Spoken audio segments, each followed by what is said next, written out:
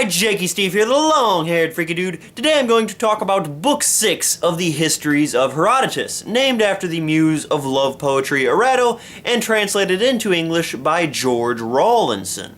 This is the first book of the Histories of Herodotus to explicitly deal with the Greek city-states, and it really gets knee-deep into the tensions betwixt Athens and Sparta, Greece and Persia, and it's here that we actually see our very first Greco-Persian battle, the Battle of Marathon. So this is an all-around exciting book. It's got some great discussions of democracy, and it mentions some very infamous tales and battles. With that said, we also know that it is a precursor to even more exciting and even more badass things to come in the upcoming books, which just makes it all the more great. Like the 300. The book starts right off with a battle betwixt the Ionians and the Persians.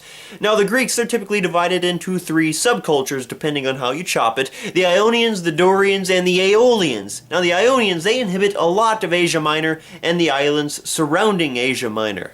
Therefore, of the Greeks, they were the closest to the Persians, and Darius, who is currently in power and very land-hungry, is standing right at their doorstep and knocking. Persian invasion is imminent. So it is here that the Ionians must decide. What do? Do they submit to the Persian yoke and thenceforth become slaves? Or do they put up a vainglorious fight for freedom so that they do not go quietly into the night, though knowing that they will likely perish? To help their decision, we get a very epic speech from an Ionian captain named Dionysus. And this isn't the last epic speech from this book of Herodotus. There's a lot of great going into battle speeches, a lot which would be fantastic if they were adapted and woven into a movie. Our affairs hang on the razor's edge, men of Ionia, either to be free or to be slaves. And slaves, too, who have shown themselves runaways. Now then, you have to choose whether you will endure hardships and so forth the present lead a life of toil, but thereby gain ability to overcome your enemies and establish your own freedom, or whether you will persist in the slothfulness and disorder, in which case I see no hope of your escaping the king's vengeance for your rebellion. I beseech you, be persuaded by me and trust yourselves into my guidance. Then if the gods only hold the balance fairly between some, I undertake to say that our foes will either decline a battle, or if they fight, suffer complete discomfort. Beautiful, motivational, powerful. I would fight for that man. And he wins. The Ionians decide to fight the Persians, and a huge naval battle ensues. Unfortunately, however, it's heavily outnumbered. The Persians have 600 ships, while the Ionians only have 350. Unfortunately, some of the people who were aligned with the Ionians chickened out of the battle last minute, knowing that even if they did win, the Persians would just return with a fleet 5 times as large. So they skedaddled their chicken butts all the way over to Italy, and consequently, the Ionian fleet perished. One thing I was excited to read around the areas of this battle is that Persians dug tunnels under enemy walls to collapse them. You know, kind of like the video game on the computer I used to always play, Stronghold Crusaders. So I thought that was exciting that that actually happened. The Persians sweep Asia Minor, and man, they were persistent in getting every man they possibly could. Like on this one island, an island large, nothing to sneeze at. Like you could see it on a map of Eurasia. The Persians stand from end to end, from east to west, starting at the north side, arms linked, and they walk all the way down, sweeping the entire length of the island in this chain-like fashion, so they can weed out as many people as they possibly can. Kind of like in the Truman Show, you know, whenever the plot thickens and they're searching for Truman. But a little obsessive, I think. So the Persians keep on moving, and alas, they finally catch on to the Macedonians' clever schemes and take them over. In the previous book of the Histories of Herodotus, we've seen how Alexander of Macedonia managed to avoid the Persian yoke for quite some time, while this has been discovered and he was taken over. And remember how that Athenian messenger from Book 5 of the Histories of Herodotus foolishly told the Persian king that Athens will gladly be their slaves? Well, Persia now wants to test that out and see how well they're going to live up to their word. So they demand all the cities of Greece to give them earth and water. This, of course, symbolizes that they're giving everything utter, complete devotion to Persia. And just about everyone in Greece gives them earth and water. Not everyone, but most. Among these, Athens and Sparta do not, and one city, Aegina, does. This makes the Athenians and the Spartans really ticked off at the Aeginians. And of course, the Persians are ticked off at the Athenians and the Spartans. Here we get a brief history of the Spartans and some of the stories behind their kings, notably Cleomenes, who Athens is currently trying to persuade to send troops to help them fight off the Persians. And an interesting custom in Sparta, which I just thought was pretty cool, is that if a king dies in battle and therefore his body can't be retrieved, they carve a stone statue of the king and then bury that instead. I don't know. I think it's interesting. Anyways, the previous king Demaratus angered Cleomenes, who somehow found a way to prove to the council that Demaratus was not the actual legitimate son of the king and queen, but rather a bastard child. Jon Snow, is that you? Nah, he completely different character than Jon Snow. But anyways, with this, there was a debate about whether a child could be born within only 7 months of conception, where they thought it was 11 months. Now, you know, that might sound a bit crazy, a bit long, 11 months to be in the womb, but consider that the ancient Greeks probably thought of months as moon cycles. So 11 moon cycles is probably about the equivalent to 8 or 9 of our months, I'd say. But anyways, somehow they prove that Demaratus is not the legitimate king and he defects to Persia. Cleomenes, on the other hand, becomes king. He takes over. He later goes crazy and cuts himself to death, that ancient greasy emo, but that's neither here nor there. Now the Persians are right outside of Athens' doorstep. They are now knocking on Athens. They have just defeated the Aegintrians, and now they have just defeated the Eretrians, which was a mere 7-day battle because some bastard turned over the city to the king and the Persians. The city was then burnt to the ground. Persians. Then all of the captives were taken away from the city and sent miles and miles to Sardis. Persians.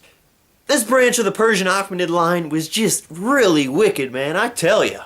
When he was departed, Delos was shaken by an earthquake, the first and last shock that has been felt to this day. And truly this was a prodigy whereby the god warned men of the evils that were coming upon them. For in the 3 following generations of Darius, the son of Hystaspes, Xerxes the son of Darius, and Artaxerxes the son of Xerxes, more woe befell Greece than in the 20 generations preceding Darius. And before Darius took over, the Persians weren't really that bad. They weren't really that land hungry, and anyone they did conquer, they were at least respectful of their cultures and their customs. They didn't interfere with that.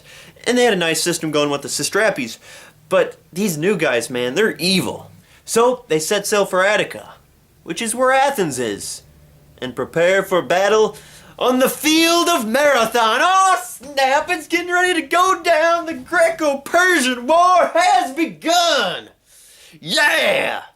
Well, not quite yet. The Athenians, being the democracy that they are, have to vote on whether or not they are to fight and probably face imminent destruction, or else succumb to the Persian yoke and forever be enslaved, and let democracy wither away to the corrosive hands of time, never to be discovered again. The generals vote. It is literally split right down the middle. You couldn't get more middle-ish than this. It is 50-50. 5 generals want to fight, 5 generals do not. So they have to look up to their polemarch Callimachus, the ceremonial general figurehead, to cast the tie-breaking vote. And here we get perhaps the most epic speech in all of the histories of Herodotus. This is ultimately the speech which sways Callimachus over to the side of fighting the Persians and not succumbing to that darn slavery, to letting freedom live, in fighting for it, in giving it a chance.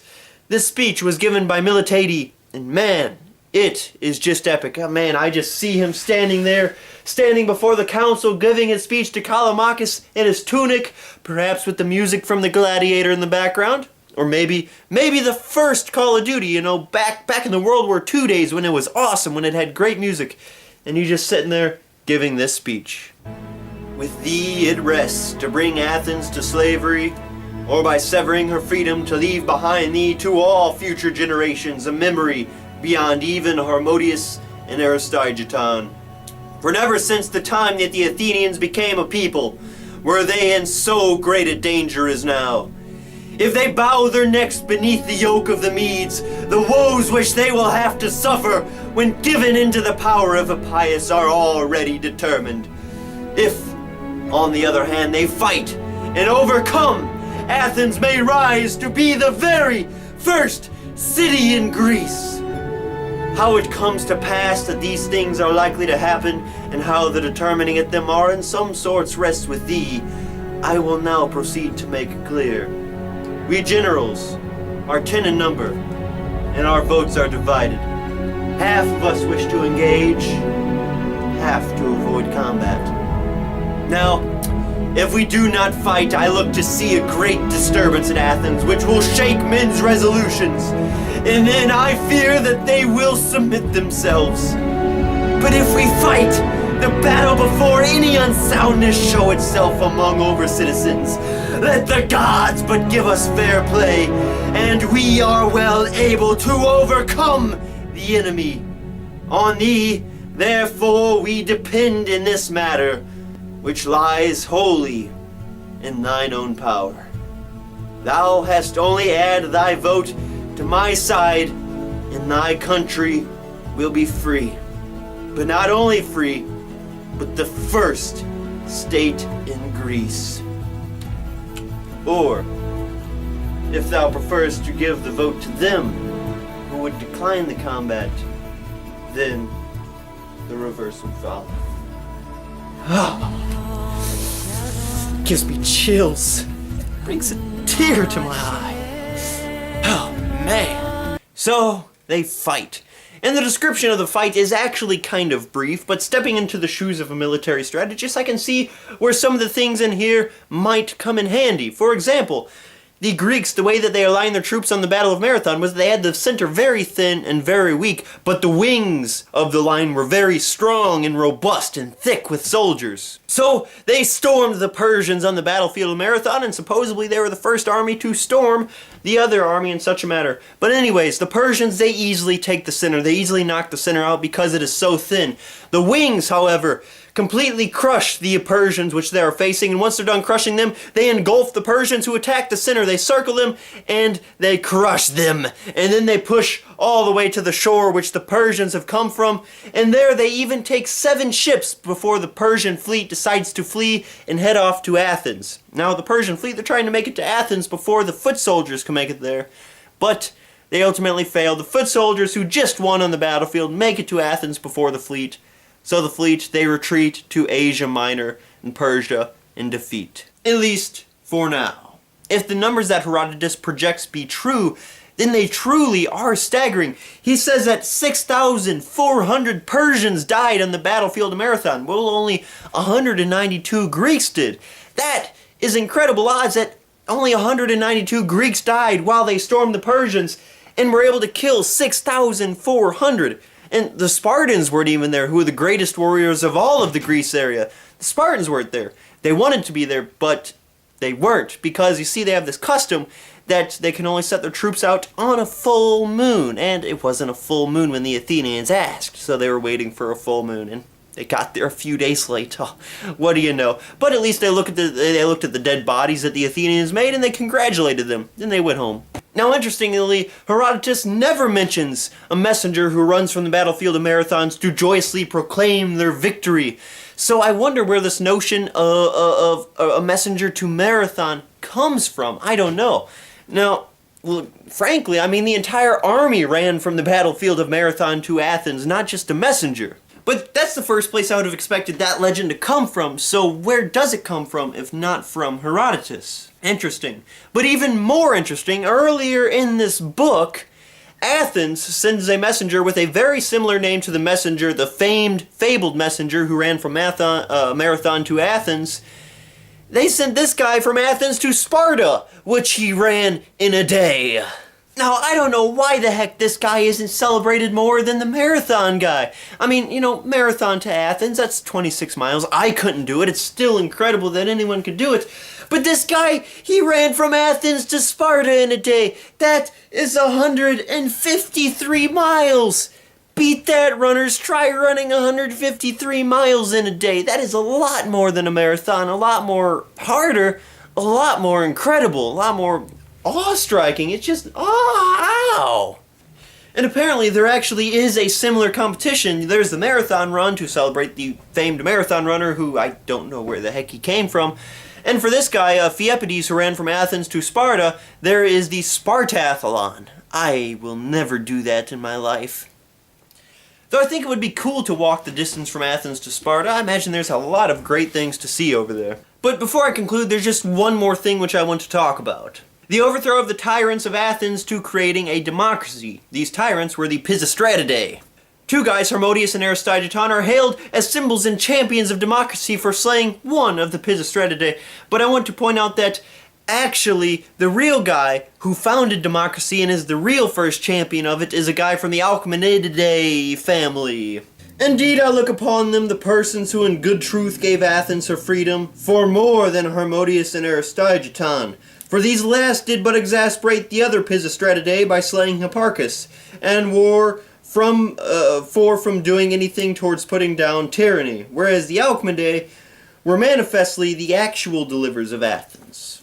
And one funny story to end it all. Alcmaeon, the patriarch of the Alcmenidae family, was once told by Croesus, king of the Lydians, whom you might remember from all the way back in the first book of the Histories of Herodotus, that he could carry out as much gold from his kingdom as he could carry on his persons at one time.